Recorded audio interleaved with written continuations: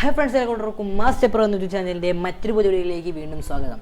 നമ്മൾ ബ്ലെൻഡറിൻ്റെ ബേസിക്കിനെ പറ്റിയാണ് ചർച്ച ചെയ്യുന്നത്. അപ്പോൾ ബ്ലെൻഡറിനെ പറ്റി ഒരുപാട് വീഡിയോ ഇട്ടിട്ടുണ്ട്. പക്ഷേ ബ്ലെൻഡറിൻ്റെ ബേസിക്ക് നമ്മൾ ഇതുവരെയായിട്ടും പോയിട്ടില്ല. അപ്പോൾ ബ്ലെൻഡറിൻ്റെ ആ ബേസിക്കിനെ പറ്റി, അതായത് ഒരു ബിഗിനറിനെ വളരെ സിമ്പിളായിട്ട് മനസ്സിലാവുന്ന രീതിയിലുള്ള വീഡിയോ ആണ് നമ്മൾ ഇന്ന് ഇടുന്നത്. സോ ബ്ലെൻഡർ ഇൻസ്റ്റാൾ ചെയ്യാനുള്ള ലിങ്ക് ഡിസ്ക്രിപ്ഷനിലുണ്ട്. blender.org സെർച്ച് ചെയ്താലും മതി, ആ ഓപ്ഷൻസ് ഉണ്ട്. സോ നമുക്ക് ഒരു വീഡിയോയിലേക്ക് കിടക്കാം. സബ് ചെയ്യാത്തതുകൊണ്ട് സബ് ചെയ്യുക, ലൈക്ക് ചെയ്യുക, ഷെയർ ചെയ്യുക, കമൻറ്റ് ചെയ്യുക. ഓക്കെ, സോ യെസ്, അപ്പോൾ എന്നോട് എടുത്തേക്കുന്ന ബ്ലെൻഡറിൻ്റെ ലേറ്റസ്റ്റ് വേർഷനാണ് 2.92. അതുപോലെ തന്നെ ഇവിടെ കുറച്ച് ഓപ്ഷൻസ് കാണാം.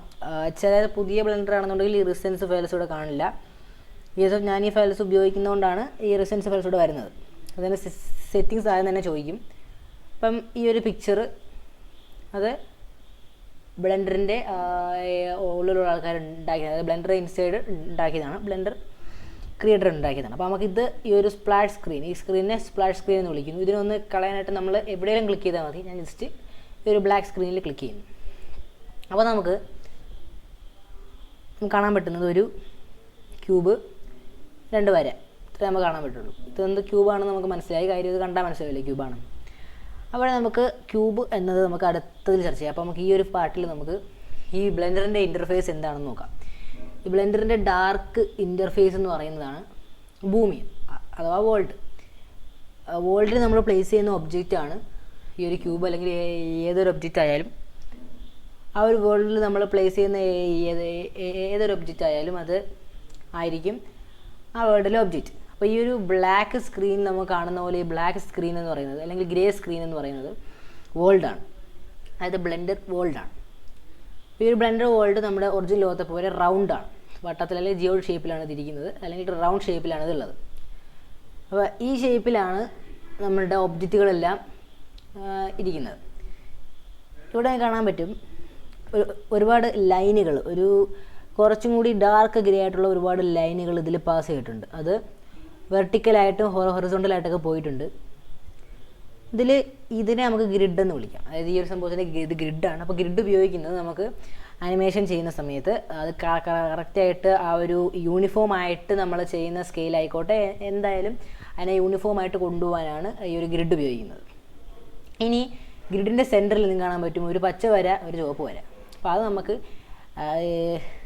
ചർച്ച ചെയ്യുന്നതിന് മുമ്പേ ഈ സംഭവം, ഈ ഒരു ബ്ലാക്ക് സ്ക്രീൻ ഉൾപ്പെടെയുള്ള ഈ ഒരു സംഭവത്തിനെ നമ്മൾ 3D വ്യൂ പോർട്ട് എന്നാണ് വിളിക്കുന്നത്. അതായത് 3D വ്യൂ പോർട്ട് നമ്മൾ ചെയ്യുന്ന ആനിമേഷൻ, അതുപോലെ തന്നെ മോഡലിംഗ്, അത്തരത്തിലുള്ള പ്രൊജക്റ്റുകളെല്ലാം കാണുന്നത് ഈ ഒരു 3D വ്യൂ പോർട്ടിലാണ്. ഇതിനെ 3D വ്യൂ പോർട്ട് എന്ന് വിളിക്കാം. ആ 3D വ്യൂ പോർട്ടിൽ പ്ലേസ് ചെയ്തേക്കുന്ന ഒബ്ജക്റ്റുകളാണ് ഇതെല്ലാം. ഇനി ഒരു ബ്ലെൻഡറിൻ്റെ ഫസ്റ്റ് ഓപ്ഷനിൽ നിന്ന് കാണുന്നത് അടുത്തത് ഇവിടെ ഇതുപോലൊരു സംഭവമാണ്. ഇത് ടൂൾ ബാറാണ്. ഒരു പക്ഷേ നിങ്ങൾക്ക് ഇതില്ലെന്നുണ്ടെങ്കിൽ തീ അടിച്ചാൽ മതി, അത് ഇങ്ങനെ ഓപ്പൺ ആയിട്ട് വരും. ഇത് ടൂൾ ബാറാണ്. ബ്ലെൻഡറിൻ്റെ ടൂൾ ബാർ ഇടത്തെ സൈഡിലാണ്. അതിൽ ഓരോരോ ഓപ്ഷൻസ് ഉണ്ട്. നമുക്ക് നെക്സ്റ്റ് പാർട്ടിലേക്ക് നോക്കാം. പിന്നെ ഇത് ബ്ലെൻഡറിൻ്റെ ഓരോരോ ആക്റ്റീവ് വർക്ക് സ്പേസുകളാണ്. അതായത് ഇത് നമ്മളിപ്പോൾ നിൽക്കുന്ന ലേ ഔട്ടിലാണ്, അതായത് ഓൾറെഡി നമ്മൾ നിൽക്കുന്ന 3D വ്യൂ പോർട്ടിലാണ്. സോ ഇവിടെ അവർ ലേ ഔട്ട് നിൽക്കുന്നതിന് കാര്യം ഈ ഒരു ബ്ലാക്ക് സ്ക്രീൻ വരുന്നത് മാത്രമാണ് 3D വ്യൂ പോർട്ട്, ബാക്കി അങ്ങോട്ട് മാറുന്നു. അപ്പോൾ അത് ലേ ഔട്ട്.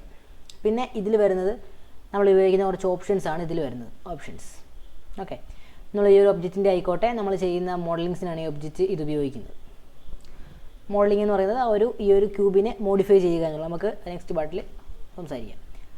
പിന്നെ ഇതിൻ്റെ ടോപ്പിൽ വരുന്നത് ഞാൻ പറഞ്ഞ പോലെയുള്ള സംഭവങ്ങളാണ്. പിന്നെ ഇതിൽ കുറച്ച് സെറ്റിങ്സ് ആണ് വരുന്നത്, അത് നമുക്ക് ഫൈനൽ പാർട്ടിൽ ചർച്ച ചെയ്യാം. പിന്നെ ഇതിൽ വരുന്നത് ഇതിനെ പ്രോപ്പർട്ടീസാണ്. അതായത് നമ്മൾ ഒരു ഒബ്ജക്റ്റിനെ നമ്മുടെ 3D വ്യൂ പോർട്ടിൽ നിന്ന് സെലക്ട് ചെയ്യുമ്പോൾ ആ ഒബ്ജക്റ്റിൻ്റെ പ്രോപ്പർട്ടീസ് വരുന്നൊരു ടാബാണ് ഇത്. അപ്പോൾ നമുക്ക് ഓരോരോ പ്രോപ്പർട്ടീസുകൾ ഇതിൽ നിന്ന് കണ്ടെത്തി അതിൽ വേണമെങ്കിൽ ചേഞ്ച് വരുത്താം, എന്തുകൊണ്ടും ചെയ്യാനുള്ള ഒരു ഓപ്ഷൻ ഉണ്ട്. അതാണ് ഇവിടെ നമുക്ക് ഇതൊരു പ്രോപ്പർട്ടീസ് ടാബാണ്, അല്ലെങ്കിൽ ഇതിനെ പ്രോപ്പർട്ടീസ് എന്ന് വിളിക്കാം. അതിന് തൊട്ട് മുകളിലുള്ളത് നമ്മുടെ ഈ ഒരു 3D വ്യൂ പോർട്ടിൽ ഉണ്ടാകുന്ന ഒബ്ജക്റ്റുകളുടെ കംപ്ലീറ്റ് ആയിട്ടുള്ളൊരു ഒരു ഡാറ്റയാണ്. അത് എത്ര എണ്ണം ഉണ്ട്, അത് ഏതൊക്കെയാണെന്നൊക്കെയാണ്. ഇവിടെ നമുക്ക് 3 ഒബ്ജക്റ്റുകൾ കാണാം: ക്യാമറ, ക്യൂബ്, ലൈറ്റ്. ഇത് 3 ഇവിടെ ഉള്ളതാണ്. പക്ഷേ ഇത് ഏതാണ് ക്യാമറ, ഏതാണ് ലൈറ്റ് ഒന്നും നമുക്ക് ഇതുവരെയായിട്ടും അറിയില്ല. അപ്പോൾ അതങ്ങനെ ഇരിക്കട്ടെ, നെക്സ്റ്റ് പാർട്ടിൽ പറയാം. അപ്പോൾ ഇവിടെ ഉള്ള ഒബ്ജക്റ്റുകളെല്ലാം ഇവിടെ കറക്റ്റായിട്ട് കാണിക്കുന്നുണ്ട്. ഇതിൽ ക്യൂബ് എന്തുകൊണ്ടാണ് നീല കളറിൽ കാണിക്കുന്നതിന് കാര്യം, ക്യൂബ് നമ്മൾ സെലക്ട് ചെയ്തിട്ടുണ്ട്. അത് ബ്ലെൻഡറിൽ ഓട്ടോമാറ്റിക്കായിട്ട് ഒരു ബേസിക് എന്ന നിലയിൽ അത് ഓൾറെഡി സെലക്ട് ആവുന്നതായിട്ട് കാണാം. അപ്പോൾ ഇതിനെ നമുക്ക് ഔട്ട്ലൈനർ എന്ന് വിളിക്കാം.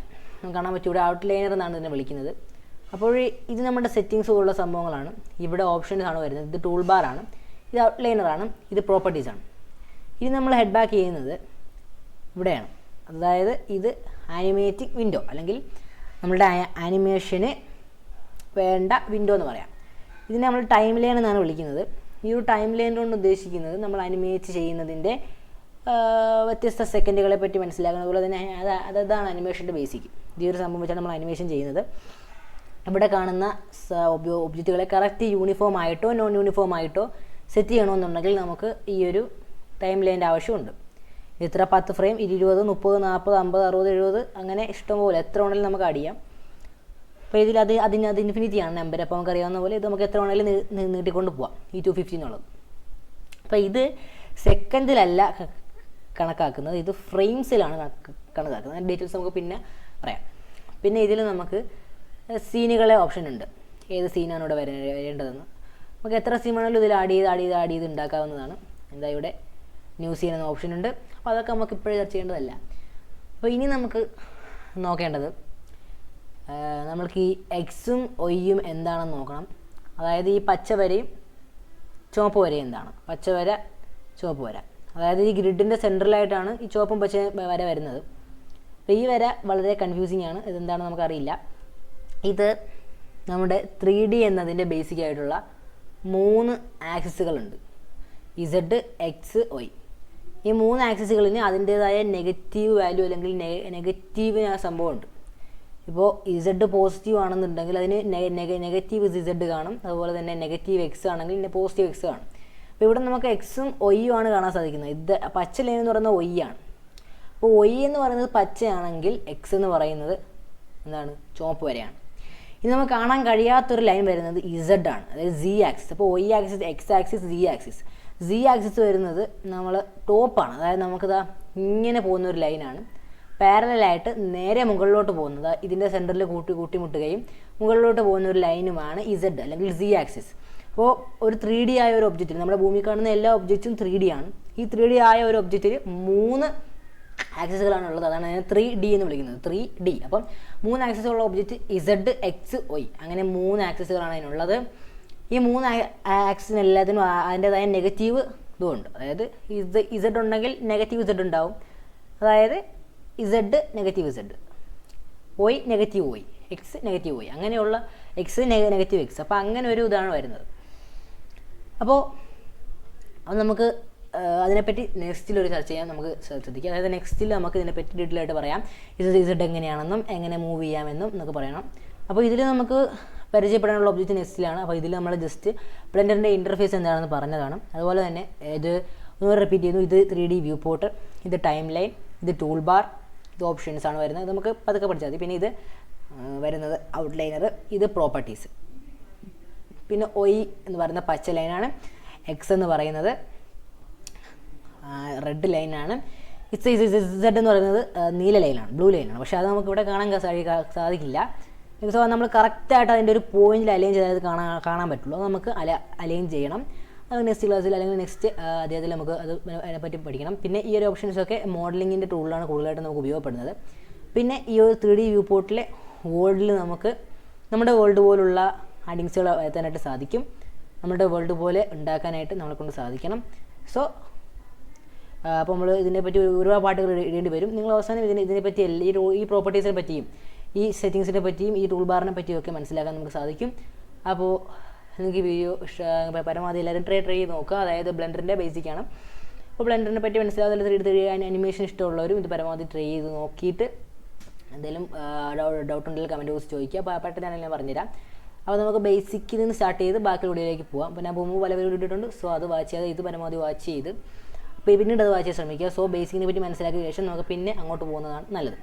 സോ അപ്പോൾ താങ്ക്സ് ഫോർ വാച്ചിങ്. അപ്പോൾ എല്ലാ കൂട്ടർക്കും കണ്ടതിന് നന്ദി. അപ്പോൾ അടുത്ത ഒരു പാർട്ടിൽ നമുക്ക് ഇതിനെപ്പറ്റി കൂടുതൽ മനസ്സിലാക്കാനായിട്ട് സാധിക്കും. അപ്പോൾ thanks for watching. This is master pro signing out.